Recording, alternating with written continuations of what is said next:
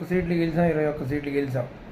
ఆ 21 స్థానాల్లో ముందు మీ పార్టీ ఆఫీసులో పక్క పార్టీ నాయకులు ఫోటోలు పెట్టుకోవడం మానేయండి. ముందు ఆ పక్క పార్టీ ఆ నాయకులు కానీ లేకపోతే మేము గెలవలేమని మీరే చెప్పుకున్నట్టుంది.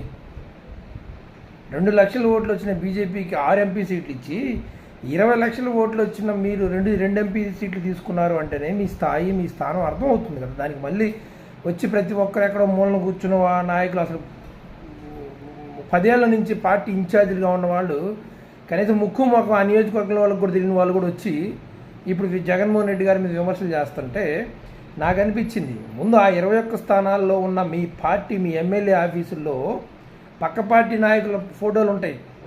ముందు వాటిని తీసేసి అప్పుడు మేము మాది చాలా పెద్ద బలమైన పార్టీ అని చెప్పి అప్పుడు మాట్లాడండి.